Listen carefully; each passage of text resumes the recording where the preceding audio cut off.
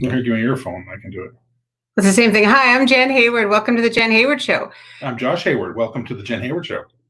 We're doing a lessons learned series, and it is our anniversary. And so we thought we would do a little bit of a broadcast of our anniversary. You missed the meal, and you'll miss the sex after, but we figured we'd do some lessons from marriage. I'm going to give heads up. Look, for those of you who are watching from Jenn Hayward, like the friend profile, you won't be able to make comments that we can see on the thing. So if you want to interact, go to the Jenn Hayward Show on Facebook or YouTube. I'm going to mention that a few times. So happy anniversary. Happy anniversary. All right. So we've been 21 years. 21 long years. Long years. So we're at right now. We're at Harlem Stonegate Bed and Breakfast. And how was supper, Josh? It was amazing. Balls. It was so good. They made a barbecued medallion steak, tenderloin medallions, and amazing garlic mashed potatoes with and the beans, and then a butternut squash soup. Yes. I couldn't have the dessert. I was just too full. I always appreciate when people don't overdo vegetables. Yeah, really, because it was like I don't like beans. I don't like green beans, but I like them. It was good. But I ate all your beans. You did eat most of my beans. So again, there's some people who are watching on Jenn Hayward. You can't comment there, and I'll be able to see it. But look, see, it's only that's the Jenn Hayward Show. Yeah, but how? That's okay. You don't understand stuff. I don't understand. You don't understand stuff. So we're going to tell a couple. Which is funny because this is exactly what I'm going to try to do with the beer thing. Absolutely. So you got to learn stuff. So expand my horizons. Expand your horizons. So we escaped from the savages today, and we've had a lovely day of sleeping, and we have a nice fireplace here. It's a really nice thing. Shot of your boobs there. It really is. Thank you. It's because of the way I'm. Anyway, it's also because I have nice boobs. So there you go. So Josh, tell everyone how great it is to be married to me for 21 years. It is so great to be married to Jenn Hayward for 21 years. Are you reading it off your hand? It's pretty good. Yes, thank you. Someone said happy anniversary. They're doing Valentine's Day. We've never done Valentine's Day because it's lame, except for if you're in the courier business, then it's a really good holiday. Well, if you survive. If you survive, and we did this year. We survived. We survived good this year. Last year we died. Yeah. So Josh and I met around 1997. It was a long time ago. Was it 7? I was like 6. Okay, well, no, I think we met. You were still married in 1996. Technically. And so you and I got together, and we were together for about 4 months. And I kind of wore you down and said, hey, I can't afford rent. How about I move in, baby? Romance. And that's it. We were both really poor. I seem to remember the opposite. So I was tired of trucking across the city on a daily basis without a car.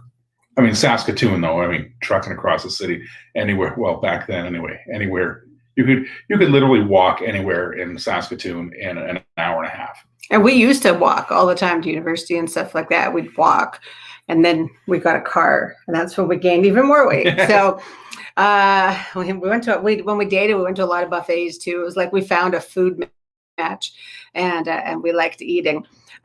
So we've been together. So we're going to share a couple stories. We were sort of lamenting today about the good, bad, and ugly. We've been through a lot as a couple, like, oh my God. But we've also caused our own issues sometimes. Sometimes life did them. So do you want to start with a memory, Josh? Something that you love from our marriage? Not particularly. But it's, like any adventure, there's ups and downs, and we make the best of what we got, and we do. We try. Yeah, well, we do. Sometimes they're more difficult than others, and right. Yeah, I know. I'm pretty sure I'm not the easiest person to live with. Oh my God, we lost most of the audience. That's great. Not at all. All right. So one of the lessons that we have, of course, is patience. What? You've been told by a nun that you're the most patient saint alive for living with you. Thanks for Sister Rose. I've been told by several people I must be a fucking saint. He is, and then he's not. So we is that the comments on this? No, it's this is No, this is just the kids messaging us. No. I So best check. yeah, make Still- sure the house isn't being burnt down, anything like that. So again, if you're on Jen Hayward, which I see some of you are, I won't be able to see your comments. You have to go to the Jen Hayward show. One of the things that has evolved, I think, is my cooking. When I met Josh, I used to get noodles and sauce because they were like 40 cents Well, yeah, each. dirt cheap, right? And then Josh said, "Can I teach you how to make sauce?" I teach you how to make noodles and sauce. Yeah, he says, you have to learn this or we're never going to date or get married because he can't. So I tried, but we've had some interesting cooking incidents. I was still working in kitchens and stuff then. So. Yeah, and he'd just come home with groceries from his work, but that's a whole other ethical thing. But you remember the Great Spaghetti Incident of 1998? Is that the hot pepper? The Yes, it is. habanero pepper incident? Yeah. So what had happened? Well, hold on a sec. Was that not when we invited somebody over for hot and spicy night? No, that was a whole other night. That was a whole other thing? That was another thing. No, I've had many mishaps in the kitchen. Well, one of them was my dad, he puts a little Frank Red Hot in his spaghetti. And so I wanted to impress Josh. So I had a sauce called You Can't Handle This hot sauce. So I put around half the bottle in, assuming that's what you did, like it was Frank's. And that's not what happened. So we ate it and it was so hot that we started, why are they doing that? So, okay, anyway. So we literally, we started chugging milk and then we had some cake and we just like took our hands and went, and then we threw up. So I wasn't allowed to cook. Yeah. Really? Well, I did. You don't throw up. You threw up twice in our entire marriage. Oh, there's a good Both story. times that you were drunk with my family. So. No. Well, there's that time, last December, not December, or the December previous when we went to that party, the BNI party, and I. Oh yeah. Oh, you mixed the menthol with the oof. No, I had fresh pineapple and Bailey's Irish cream. Oh my God, when that came up, it just all over the side of the car. Wow, that's great stories. You think I forgot about that. Yeah. And that was just like a few years ago. So we've had cooking incidents. A lot of people ask why we adopted, and we're like, because we love kids. Yeah. We went through infertility at the beginning of our marriage, but not the length that other people do. So we went through a little bit, and we had one thing called like artificial insemination. It's not the thing where they take stuff out of you or whatever. Basically, the guy's got to do his business in a cup, which I didn't know you could do at home and bring it. I made Josh do it in the hospital. Thanks for that. You're welcome. But then you have to give it to the doctor, and the doctor has to clean the sperm because sperm's gross. I don't know why. I don't know why. They had to clean it, and then they injected it. And so through this whole process, Josh and I, like, we stared at each other that moment. I was being inseminated, and I'm like there on the gurney with the doctor, Dr. Cardoza, and 1, 2, 3, 4, and Josh is sitting over there reading a magazine. I said, "This isn't how I want to do this." Yeah. So we also, I'm a bitch at the best of times. The medication turned you into a uber bitch. Yeah, like I wasn't medicated back then for my mental health, and so you add raging hormones. We just decided it wasn't for us. So we made the decision to adopt. And one of the challenges we had in Saskatchewan was there just weren't children available, and that's fine. So we became foster parents, and that was fun. It was we have this way of people thinking we're better at stuff than we actually are. And so they're like, you know what? Because most foster parents in Saskatchewan take between 4 and like 10 children. It's just how it is. There's like a for-profit kind of thing. Well, sometimes, but it's also you're pushed because there's not enough foster homes. I think they fix some of the children up for adoption because they don't want it. Like it's a reaction to the 60s scoop. They don't want to break up families permanently, and we understand that. And so what ends up happening is they keep pressuring people to take kids. So we said, no, we're both working. We can only take 2 kids, right?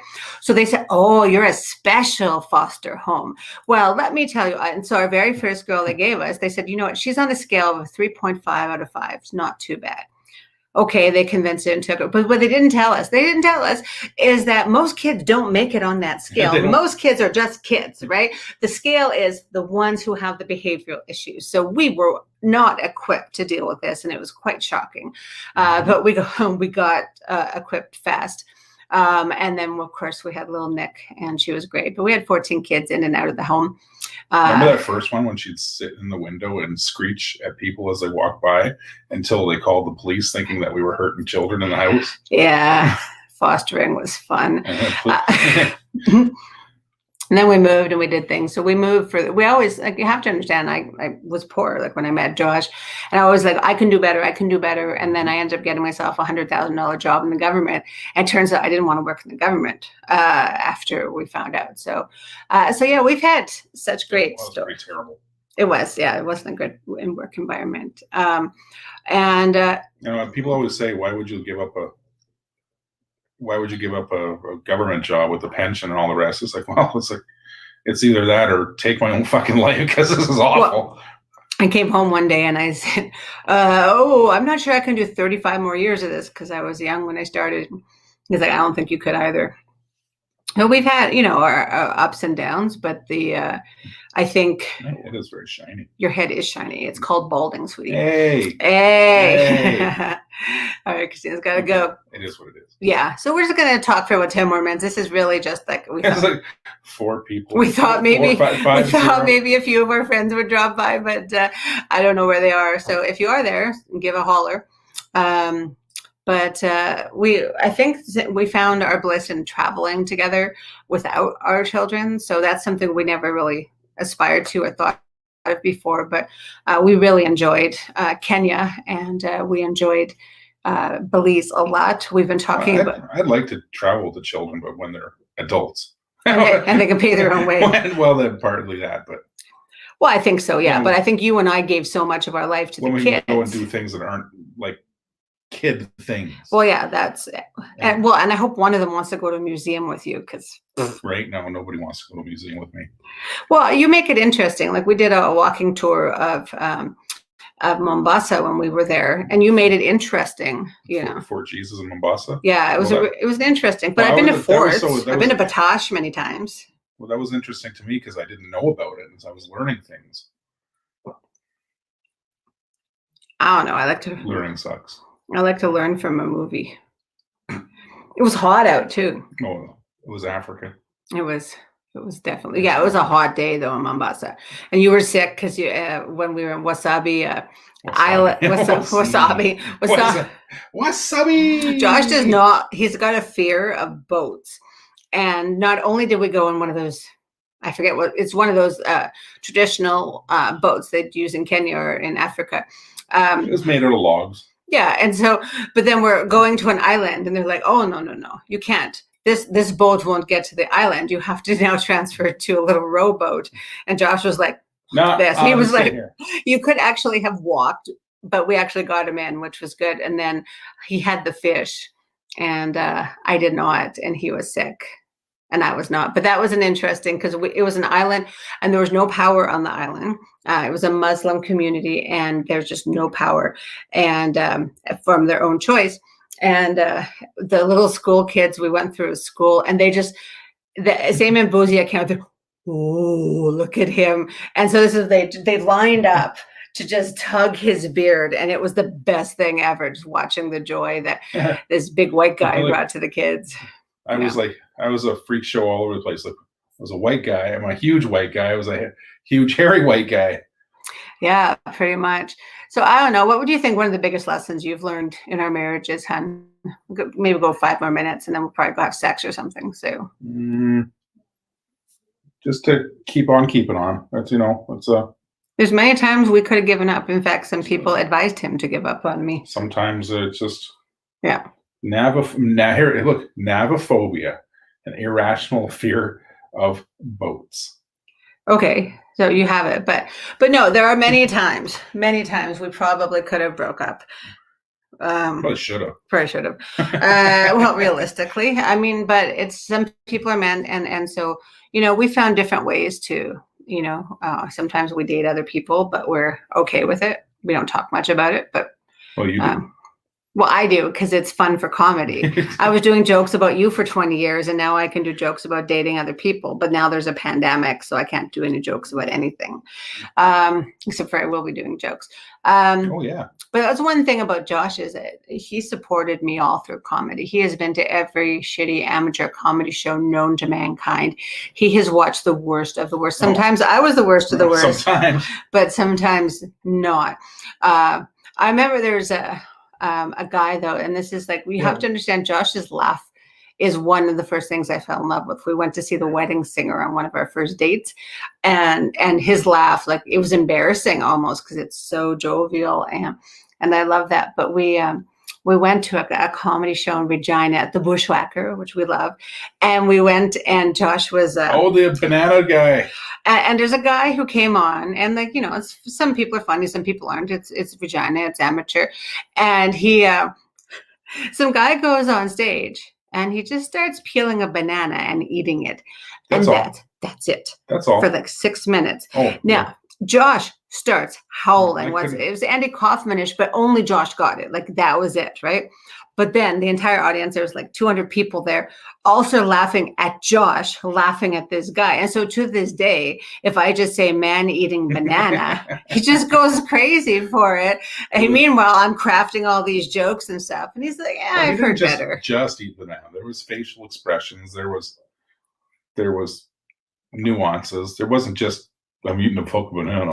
But I got to say, it was definitely a little highbrow for Regina. So, but that was one of the places. Well, so was bathing. But honestly, Regina, we lived 8 years in Regina, and we made some really good friends during that time. It was our university, and that's only 8 years. 8 years. That was it, baby. 2000.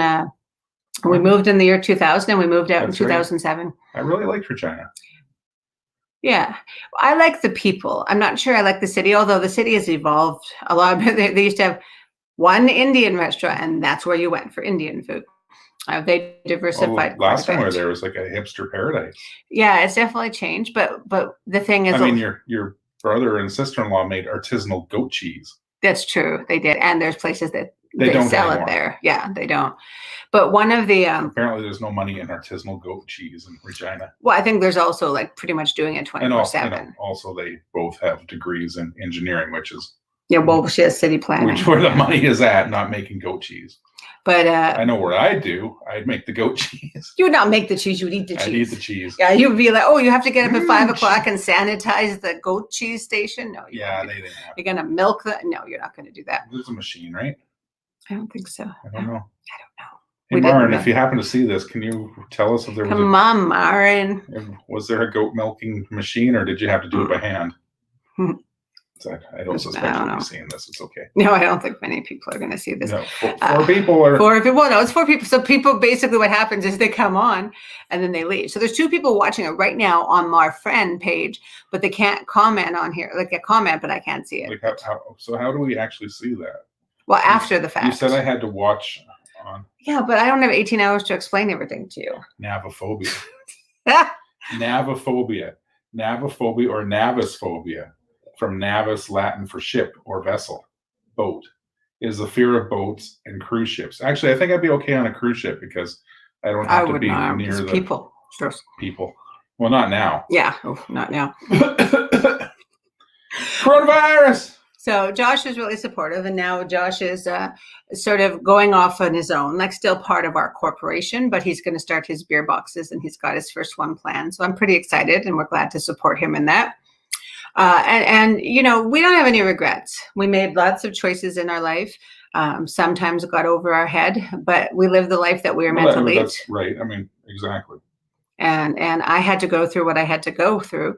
And I've been told by my therapist that 2 things got me out of borderline personality, which you don't usually get out of it. The first thing was, she said, I'm a higher than average intelligence. Thank you.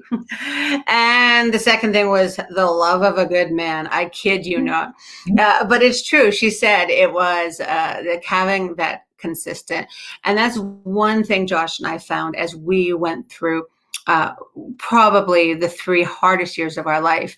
The times that we had back then, you know, when I was a little crazy, were nothing compared to the stuff with the kids. later on, and some of the, like, we're talking like, yeah, $10,000-$20,000 of damage to the home, just daily insanity. Not you. Yeah, no, not me. No. But I think we were ready for that, and that's what we had to do.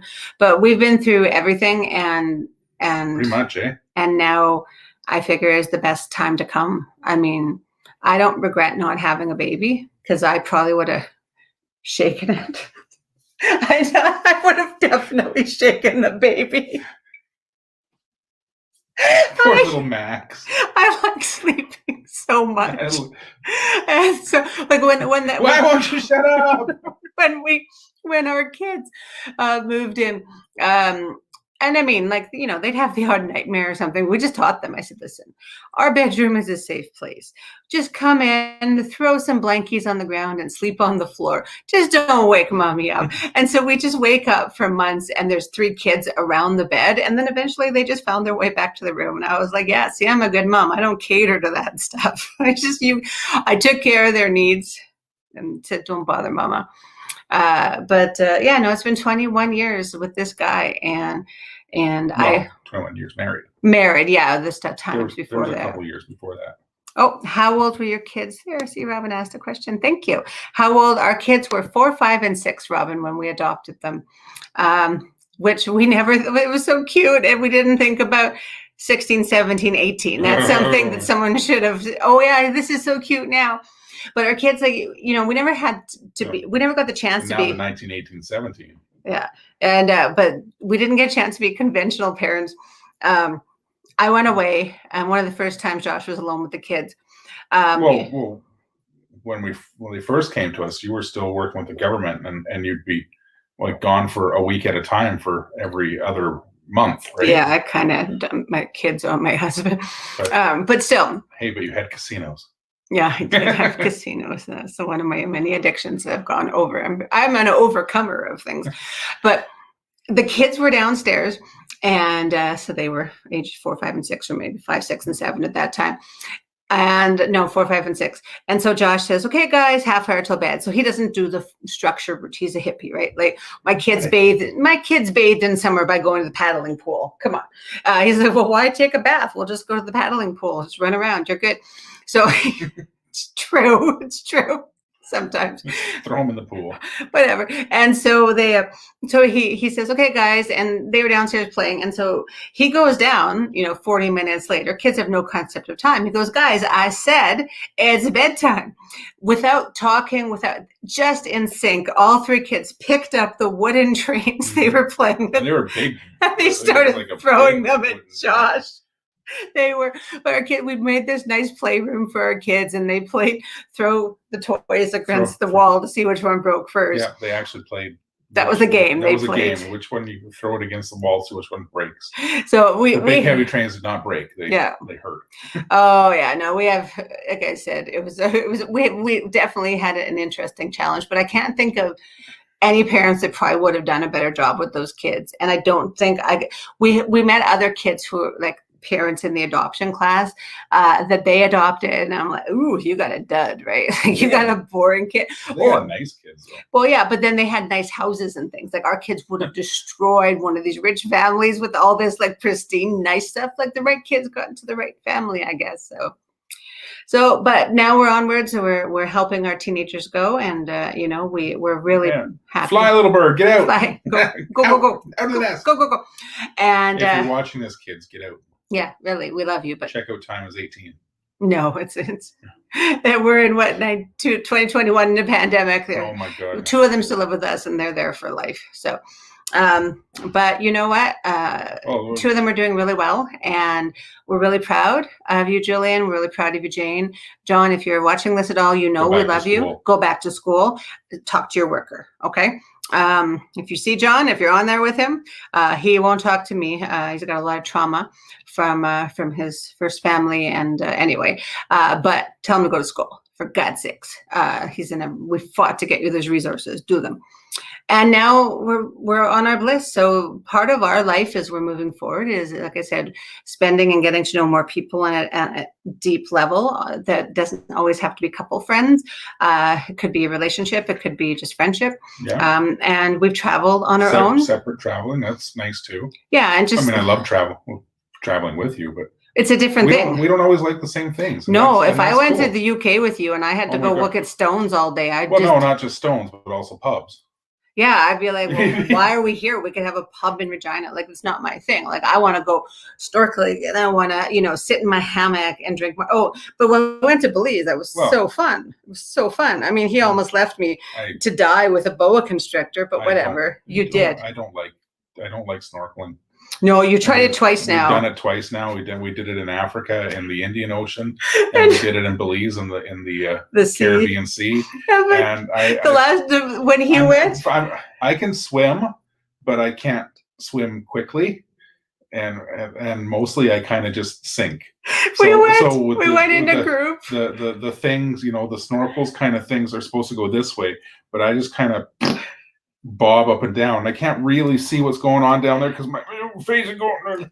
So in the Caribbean, they're really strict about where you can go and where you can't. So you have to stay with your group. Well, it's a nature preserve. You have to stay in this. Oh yeah. And so the young guy. There's 3 guys who's in with us.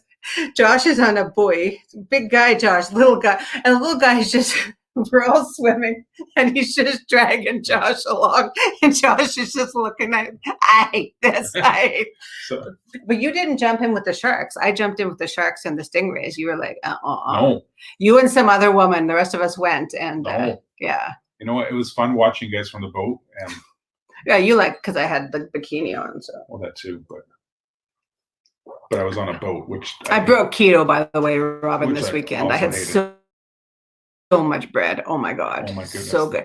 Again, we're at Harlem Stonegate Bed and Breakfast. It's run by David Myers and his wonderful wife, Alicia. And he was a former investment banker. So I got to know him on Facebook and love what he posts and things like that. And when he said he had this, I said, you know what? We spent 2 weeks in Belize for our 20th. It was a luxurious trip. Yeah. As soon as we got back, the world locked down. Pretty much. Like literally. And so we said, well, we're not going to travel anywhere. There is a chance in March, Josh might end up in Kenya because we may be sending Jane there to live with Bernie and her mom for about 6 months in immersion because she's needing some extra help. And frankly, they have better COVID rates there. And but we'll see. So, but we will not be one of those people who travels and then complains about the pandemic after and the quarantine. You travel, you make your choices. I won't be because I have to run a business. I don't know. Does anyone have anyone who's on there? There are some people coming and going. There's 5 of you who are watching from my Facebook. Again, I cannot see those posts. Where's my phone? I just gave it back to you. I don't know, but I don't know. I put it. Okay, so we're gonna go see if there's any questions. We can't see on the screen any ones. The live video starts in 3 minutes. Okay, yeah, there's no comments. But there are people watching it. If you had any questions, but Josh, do you have any questions for me? No. Yeah, I don't really either. I don't think there's anything is there anything I don't know? Nope. I tell you everything, but I don't tell you everything. I don't know a lot about exactly what you do with the business because, well, to be quite honest, a lot of it is kind of over my head, especially because we've got people who know what they're doing on it. Finally. Yeah. So if Jen's dealing with something with the business with Carol Ann, I get the Coles Note version, and if I ask anything more in depth, Jenn often gets a little. You don't need to know. Well, it's not that you don't need to know. I'm so tired after work. What you really mean is you know what you need to know. All right, we got a question from Robin. Do you believe the concept "don't go to bed mad"? How do you resolve a fight? Well, for the first 2 Haywards enter, 1 Hayward leaves. The first 10 years, he just did whatever I wanted. But no, we've had a couple fights. We always end up laughing at the end of a fight. Because they're usually so stupid. Well, they are silly. like, so when we've actually fought, like, when we're like, why are we in an argument? And it's usually I'm being bitchy or he's being grumpy or, my mom's living with us and we're like, what do we do? Like, it could be something like that. The kids definitely put some stress on us. To be really honest, most of our arguments, we're somehow agreeing with each other, but still yelling at each other at the same time. Yeah. Communication gaps can be it. But no, we don't go to bed mad. I'll just keep talking until he wakes back up again. But we don't really fight. When we do, we do. Obviously, some people know who follow my comedy is that before we decided we were polyamorous and dating other people, I did stray once, and I definitely had, with my borderline, some issues. So those were harder times, but because Josh is really understanding of the mental health, and it's really an important thing when you're married to someone who had strong mental health issues. When I actually started getting better was when he started putting firmer boundaries down. So when he said, foot down, I was like, that's hot. No, but it's, but he just knows. And I think that's why most people wouldn't stay with someone like me. Now it just sort of works out. We dated the same girl for a while, and we love you, but it didn't work out. There's some trauma that I had to deal with and stuff. And to be honest, he's dated more people than I have when it comes down to it. Every woman who meets him loves him. It's true. It's true. You girls are watching and you know who you are, and that's great. And it's fine. You're an amazing person. And I am difficult, but I seem to have people who have crushes on me who are beneficial to my career. So don't say who. Use what you got. There's a story there. Take me out for a drink and I'll tell you people. But anyway, this is not really something. Again, this is one of those things that I'm not really comfortable talking about in a public forum. Yeah. So we will stop. We will stop. Yeah. So I guess part of life is whatever works for your couple works for you. And it's sort of just working out what is unacceptable to both of you and what is, and then working through that. And sometimes you get so busy that you don't stop and actually check in what's acceptable and not acceptable. I have learned that one bottle of wine is my maximum acceptability for the family. It depends if I'm spacing it over a night like tonight, but there are times when it just goes down like water, like a nice Pinot and unfortunately with my gastric bypass and chronic alcoholic, shut up. But he doesn't mind if I get stoned. So there you go. You don't act like an idiot when you're stoned. Well, I usually pass out first, but yeah. But I usually do it just to close my mind, which I've been able to do more. So as we're going in our next phase in our business and our marriage, I've really got things. So this is really exciting. We're actually hiring weekend staff, and I'm not in ops overall. So I won't be working weekends probably by the end of March, like permanently. And that's a really exciting thing that we can actually get to some semblance of a life, whatever that means. I will probably stay as well. I think you'll work available Saturdays. For Saturdays. Maybe, but you know what? If we're staffing it properly, I should be a second stringer. Yeah.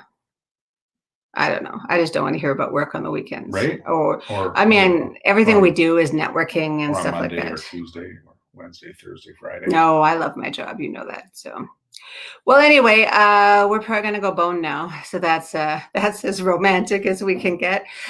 So thank you for watching. I forget who's on next week. I have it's really exciting for me. I always wanted to be on JFL, and I kind of that's just for laughs. Wasn't doing a lot of comedy, and knew I'd never make it to Homegrown after a while. I'm getting a little old, and then I was contacted to be on Just for Laughs Radio to do a taping. So I'm pretty excited. And then I said, do I remember how to do comedy? So I'll be working out some sets this week. So I may be doing that instead of the show, but we'll see. So anyway, big wish to everyone. And, thanks for those who support our marriage. Sorry. And I'm not bored. I'm tired. Yeah.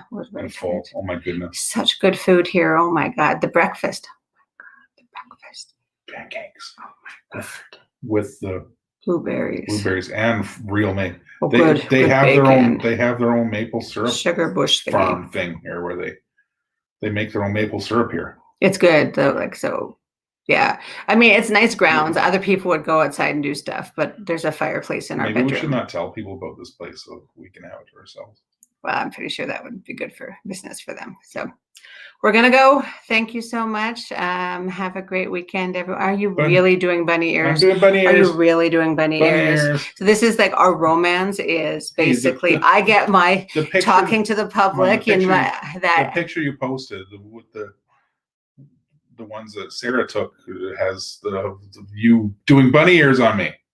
Yeah, I was so if I do bunny ears, okay. Well, yeah, you're also probably making some weird, gross gesture behind my back because we do that too. We don't have romance so much as laughter. All right. Bye, everybody. Cheers. Cheers. Happy anniversary to you. Mwah. Bye-bye. You just snooped up my glasses. Good. Bye. Bye.